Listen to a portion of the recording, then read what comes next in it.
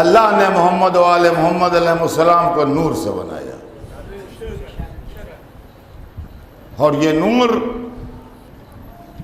313 برس تک ظاہر رہ کے ضیاء پاشی کرتا رہا۔ ذرا سنیے گا جہاں جہاں آواز جا رہی ہے، 313 برس تک۔ یہ 313 کی فگر بھی عجیب ہے۔ سرور کائنات کے لشکر میں جو پہلی لڑائی جنگ بدر کی آپ نے لڑی ہے، 313 سپاہی تھے۔ آخری امام کا جب ظہور ہوگا تو ان کا پہلا لشکر جو ہوگا اس کے اندر 313 آدمی ہوں گے۔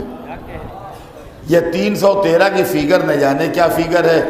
جتنے دنوں نور محمد و آل محمد ہماری آنکھوں کے سامنے ظاہر رہا، ان برسوں کی تعداد 313 ہے۔ اب آپ جوڑ لیجئے، 250 برس امامت کا زمانہ،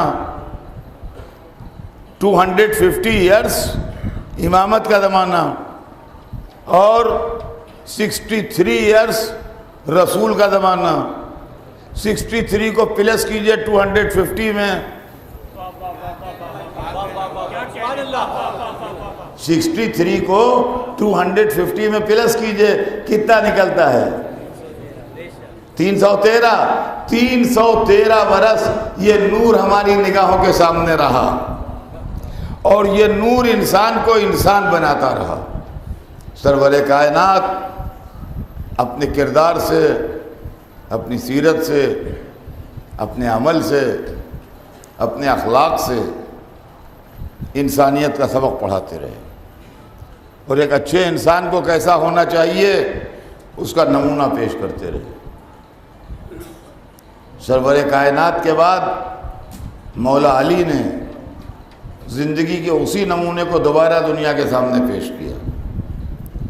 مولا علی رسول اللہ کی زندگی کا مکمل نمونہ تھے، اور مکمل رسول کی زندگی کا نمونہ مولا علی نے اپنے کردار سے پیش کیا۔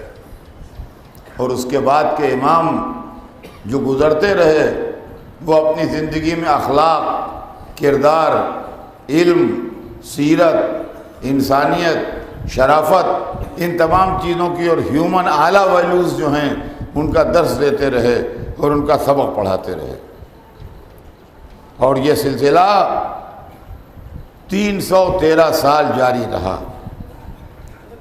لیکن افسوس کی بات یہ ہے کہ کچھ ایسی طاقتیں جو بظاہر اسلامی طاقتیں کہلاتی تھیں لیکن ان کے دل اسلام کی طرف مائل نہ تھے،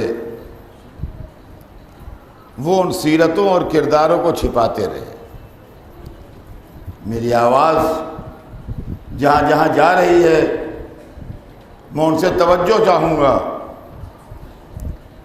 کہ ان 313 برس میں یہ آفتاب چمکتا رہا، مگر یہ سیرتیں اور یہ زندگی چونکہ حکومت کی پالیسیوں کے خلاف تھی، لہذا حکومت اس پر پردہ ڈالتی رہی۔ علی کون ہیں لوگوں کو اچھا نہیں لگتا تھا کہ یہ بتایا جائے۔ حسن و حسین کا رسول سے رشتہ کیا ہے یہ اچھا نہیں لگتا تھا کہ بتایا جائے۔ دنیا میں جب کسی کی وراثت کا کوئی دعوے دار ہو جاتا ہے تو اس کی اصلی اولاد سے جلنے لگتا ہے۔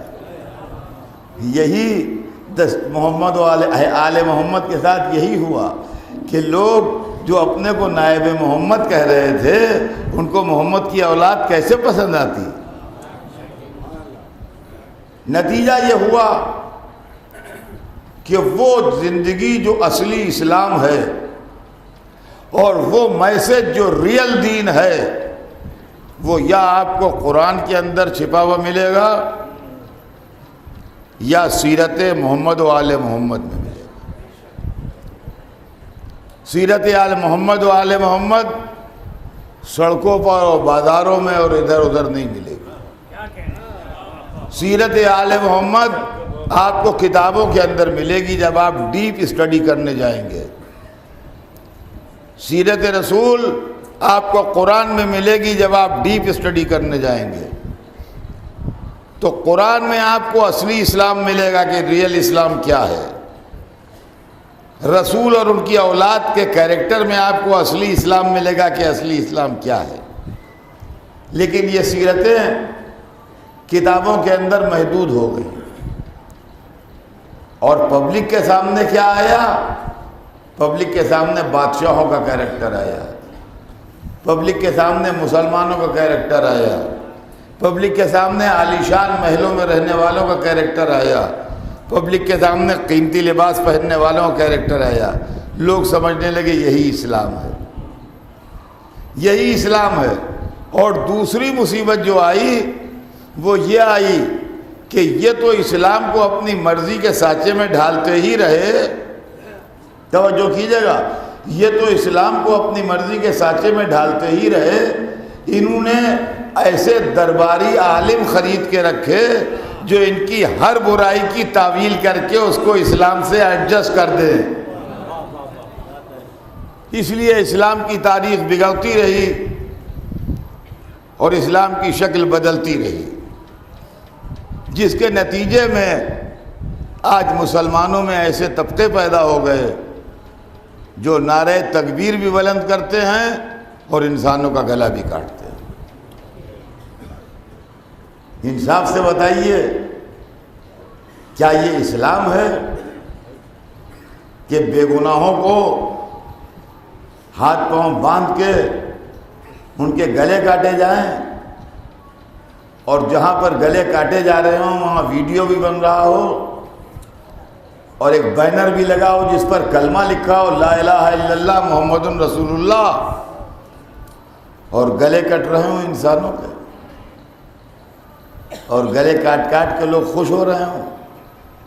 یہ اسلام کی تصویر آج دنیا میں آئی ہے. یہ اسلام کی تصویر، خدا کی قسم میں ایک بار پھر پوری قوت کے ساتھ یہ بات کہوں گا کہ اگر آج عالم اسلام پورا حسین کی حمایت میں اٹھ کھڑا ہو،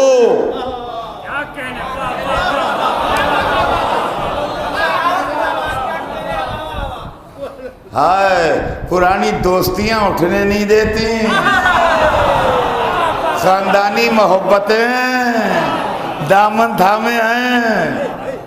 آج جس دنیا میں اسلام برباد و بدنام ہے، اگر سارے مسلمان رہبر کھڑے ہو کے ایک آواز دیں کہ یہ گلے کاٹنے والے مسلمان نہیں ہیں، یہ وہی ہیں جنہوں نے آج سے 1400 برس پہلے نعرہ تکبیر بلند کر کے حسین کا گلا کاٹا تھا.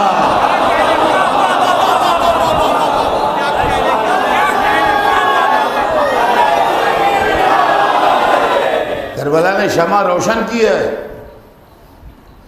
اب یہ اور بات ہے کہ آپ پردے ڈالے بیٹھے رہیے کہ یہ روشنی ہمارے گھر میں نہ آئے، ورنہ یہ روشنی ہر گھر کو منور کر سکتی ہے. کربلا میں حسین کو قتل کر کے نعرہ تکبیر بلند ہو رہے تھے. یہ وہی تکبیر کے نعرے ہیں جو انسانوں کو ذبح کر کے بلند ہوتے ہیں. اسلام کا اس سے تعلق نہیں ہے، رسول اللہ کی ٹیچنگ کا اس سے کوئی تعلق نہیں ہے، اماموں کے تعلیمات کا اس سے کوئی تعلق نہیں ہے. یہ ملوکیت کے کھیل ہیں، یہ بادشاہت کے کرشمے ہیں، یہ اقتدار کی باتیں ہیں، اس کا اسلام سے تعلق نہیں ہے. تو معلوم ہوا کہ یہ لڑائی حکومت کی سیاسی لڑائی نہیں، اس کے اندر دشمنی اہل بیت کار فرما ہے، اہل بیت کی دشمنی کار فرما ہے جو یہاں سے وہاں تک کام کر رہی ہے. اب یہ اور بات ہے کہ اس وقت لوگ کھل کے حسین سے لڑ رہے تھے اور لوگ کھل کے علی کو برا کہہ رہے تھے. آج کچھ ایسا زمانہ آ گیا کہ کھل کے نہیں کہہ پاتے، اور اللہ نے دنیا میں یہ سزا دی ہے کہ دل ہی دل میں جلتے رہو، منہ سے نہ کہتے رہو.